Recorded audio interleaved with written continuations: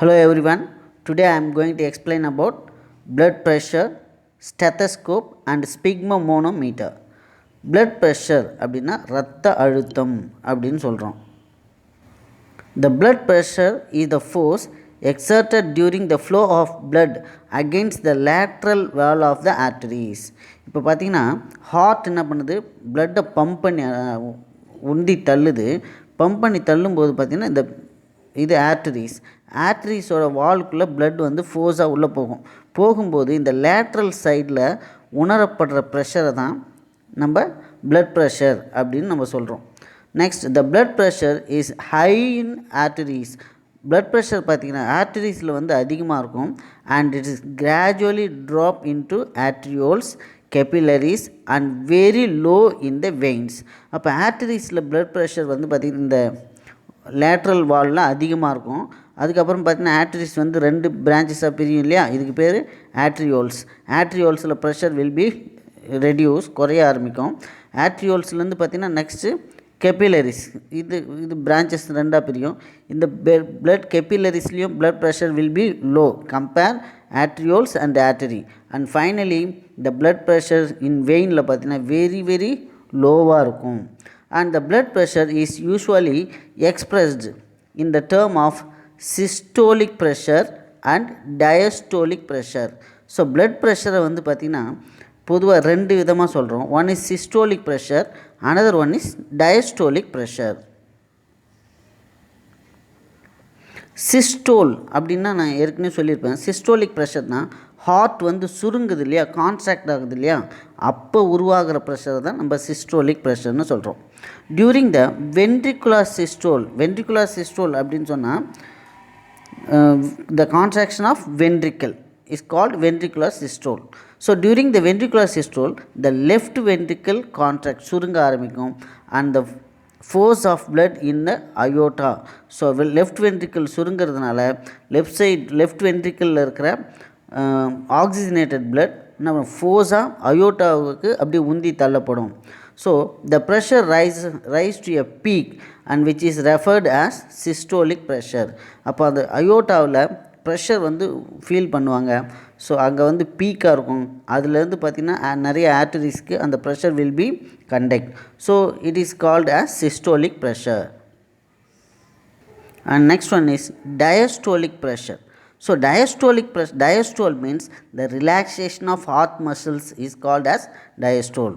So during diastole the ventricle relax ஆகும். The pressure will falls, pressure குறைய ஆரம்பிக்கும். The lowest value which is referred as diastolic pressure. அதில் வர measure பண்ணுற lowest pressure தான் நம்ம diastolic pressureனு சொல்கிறோம்.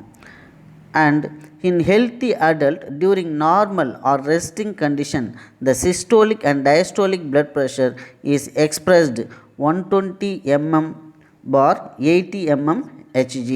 Hg is referred as மெர்க்குரியை குறிக்கும்.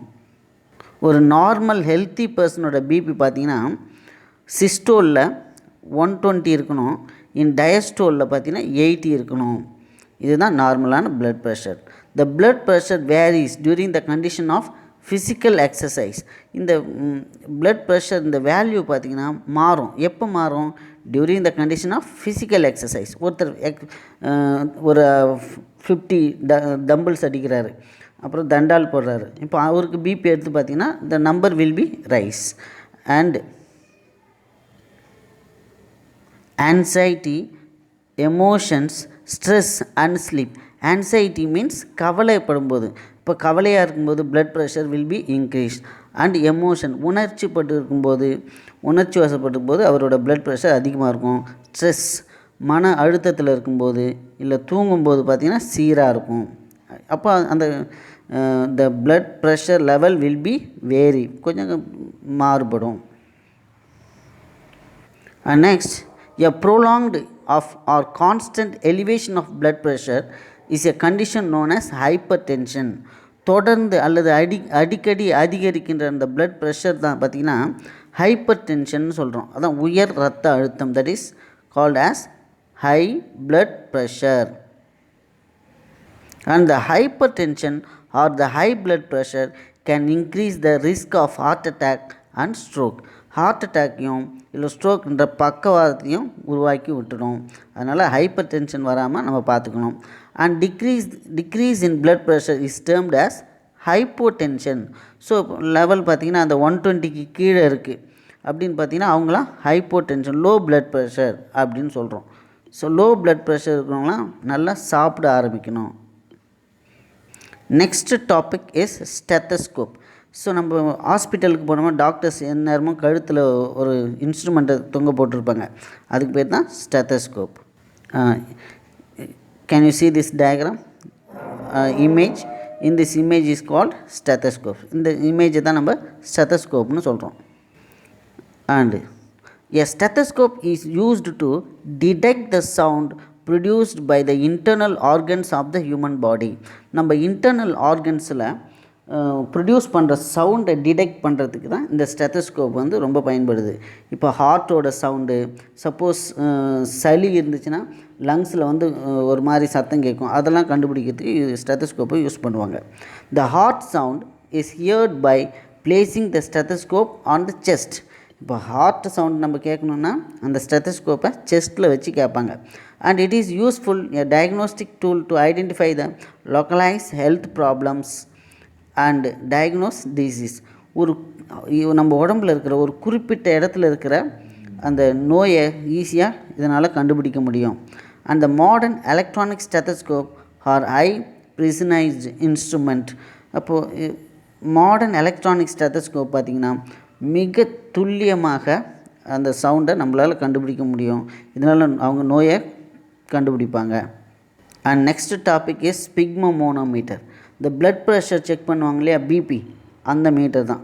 ஸோ இங்கே பாருங்கள், இது ஃபஸ்ட்டு டயக்ராம் வந்து பார்த்திங்கன்னா இஸ் எ மோனோமெட்ரிக் அப்படின்னு சொல்கிறோம். அண்ட் த செகண்ட் டயக்ராம் பார்த்திங்கன்னா இஸ் எ டிஜிட்டல் மீட்டர். இது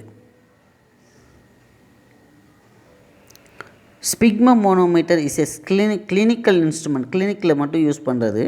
and use to measure the blood pressure when a person is in a relaxed or resting condition. So அந்த பர்சன் யாருக்கு நம்ம blood pressure check பண்ணுமோ அந்த person எப்படி இருக்கணும்னா relaxed கண்டிஷனில், ரெஸ்ட் கண்டிஷனில் இருந்தால் தான் நம்ம செக் பண்ணணும். அடுத்தது the pressure of the brachial artery. brachial artery அப்படின்னு சொன்னால் அவங்களுடைய கையில் இருக்கிற ஆர்டரியில் தான் மெஷர் பண்ணுவாங்க. It help to estimate the state of blood circulation and working of heart.